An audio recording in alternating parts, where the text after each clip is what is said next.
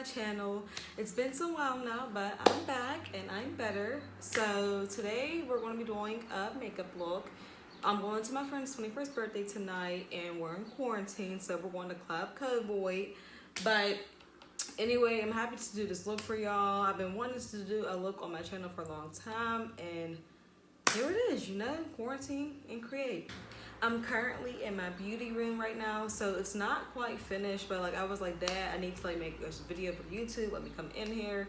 So I'm in a corner that is finished, but for the most part, the whole room's painted. I can't wait to show y'all what it looks like once it's finished though.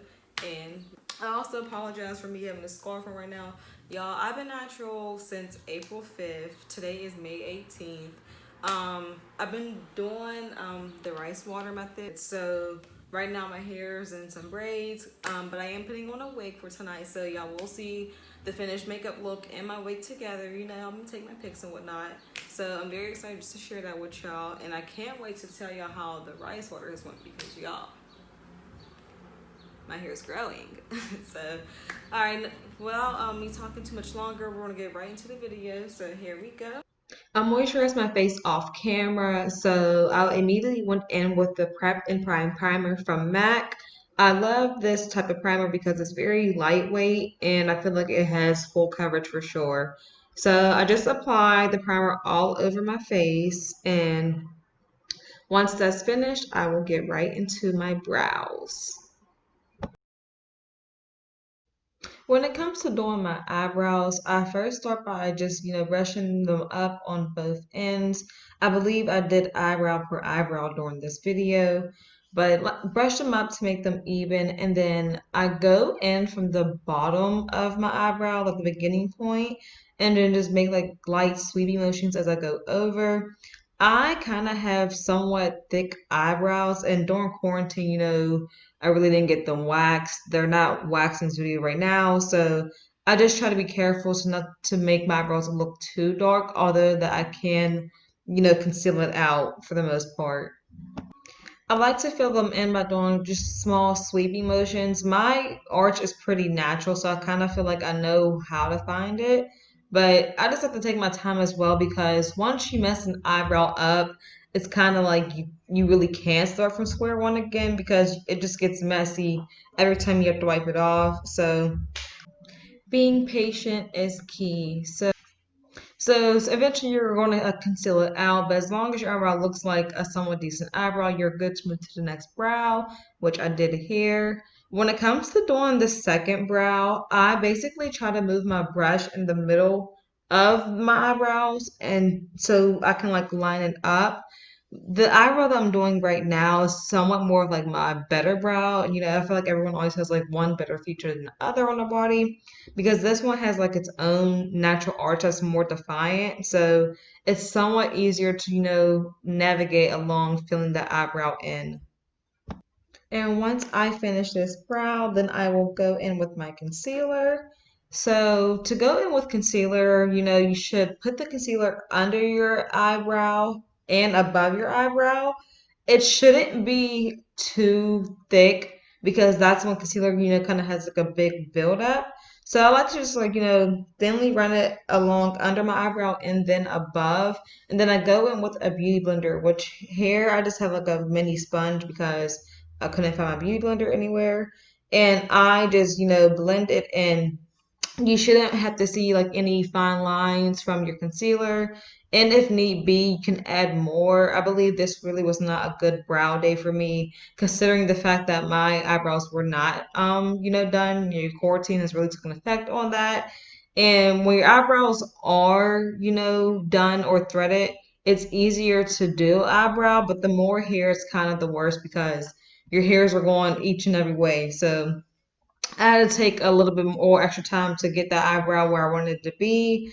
And it's like I said, it's all about the patience because do like one wrong move, like if let me put my concealer too high up, then it's kind of going to be a messy process trying to get that together. And at this point, once I feel that it start to feel good, the next part coming up, I kind of do like a check to see is this okay in order for me to move on to like the next brow, and I touch up any last minute touches that need to be made. As you can see here on my next brow, a little bit better than the previous brow. I go under the brow, as I stated before, and above. That way it just creates an even blend. And by me starting in the middle, it helps, align my brows because your eyebrows are sisters, not twins. They are not going to be perfectly even, but they're going to be even enough. Here is where the real magic comes. I'm starting my eyeshadow. So I don't use eyeshadow primer. I have it for years. I've been using concealer consistently just because I feel like concealer can hold eyeshadow better than an actual eyeshadow primer. And it has not steered me in the wrong direction thus far. So I'm going to repeat the same process on the other eyelid. It's best to make sure that this is blended in very well. Typically, people, once they conceal out their eyebrows, they just do the eyes in one like sweeping motion as well. So just making sure that it blends in with that concealer from under your eyebrow is key here. So as you can guess, we are going to moving on to the actual eyeshadow itself. To start off the makeup look, I went in with a brown transition color, just, to make the blend more seamlessly. And I will repeat the same process on the opposite eye, as you can see here. Once I have this eye blended in the crease, I will then go in with my second eyeshadow color, which I didn't take the names down the day I recorded this, so I'm sorry, but I believe that this was an Urban Decay color that I went with in. It was like somewhat of a bluish, purplish color because the outfit I'm wearing is blue, purple, and pink, which you guys will see at the end of this video. So as I transition into this color, I want to make sure that it blends over top of the brown because you don't want the colors to look like they're separated. It should kind of just blend in together on top of one of another. And of course, I'm going to be repeating the same process on my opposite eye.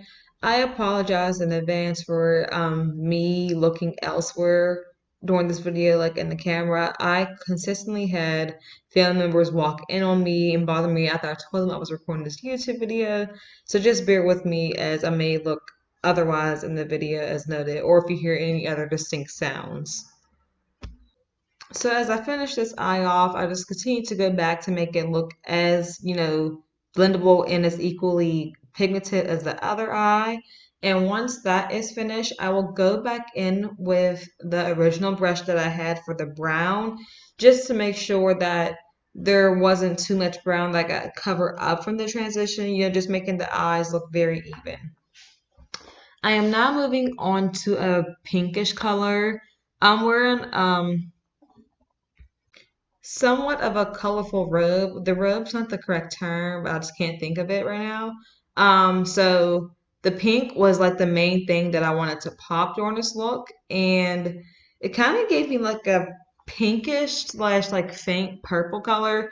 I liked it though because that gave me room to mix with other colors once I put more eyeshadow on. The last eyeshadow that I applied was basically just like a pink glitter color. Since my eye was already pink to begin with, I really didn't need to press this shadow down too much because it was very pigmented and the undercolor basically took over for me. Moving on to my foundation, I like to put my foundation in dots just because I feel like it helps me blend the foundation easier, and if needed, I go back over it. I use both a beauty blender and a brush. Lately, I've been using the brush more just because I feel like it helps me create more of like a seamless look. The foundation that I used was by Tarte. It's really lightweight, so that's nice because if needed and like I need to go back in, it's really buildable and it doesn't feel too heavy. Like I hate when foundation feels cakey or even looks cakey, and I don't get like that effect from this foundation. So once the foundation's set in, I go in with the concealer, the same color that I use under my eyebrows, which I believe is Toast by LA Girl Cosmetics. And I'm just highlighting all the places that I want to like, make pop out, such as my cheekbones, the bridge of my nose, and my cheekbones, which I'm getting to in a second, and my jawline. But Once I finish, putting the concealer all on the places that I want to highlight, I will then go back in and make sure that this is blended before I start doing my contour. I don't like to let the concealer sit on my face too long because I think it gets like a little bit tacky. And since I am a darker complexion, I feel like it can make me look somewhat a little bit too much bright, which can somewhat give like off a ghost effect. And once I finish, applying all of this, I will then go into contour my cheeks, which I don't really go too extreme on because every makeup look is different. And for this look, I wasn't trying to make it look a little bit too bold since my outfit already speaks for itself. When it comes to contouring your face, you should try to blend the contour up and like never down. So towards my ears is where I try to aim for. And I forgot to mention, when it comes to highlighting a contour, your highlight should be 2 shades lighter than you, and your contour should be 2 shades darker than you. My contour shade's not really that dark because I'm afraid that it will leave like a dark mark, which has happened before in the past. I feel like it's trial and error for everyone. Okay, once the concealers are blended in, I move in with a setting powder. The setting powder that I have is Buttercup by Sasha. I do not like to bake for long. This is where the term baking comes from because as I mentioned before, I am darker and it kind of can give off like a ghost effect. So I literally just put the powder on and like set it, and at most it will be on for 30 seconds. I kind of remove it as I go in order. So I'll start with the cheeks and then I'll go to the jawline and then like the contour places and just blend from there. And I feel like not putting so much on works for me because I end up always going in with a setting spray at the end of every makeup look, which you guys will see. And once that's blended in, I will then be moving on to the highlighting and contour powder part. Just like I said before, when it comes to contouring, you want to swipe up towards your ear and not work backwards, just because it can kind of look, harsh if it goes back and forth.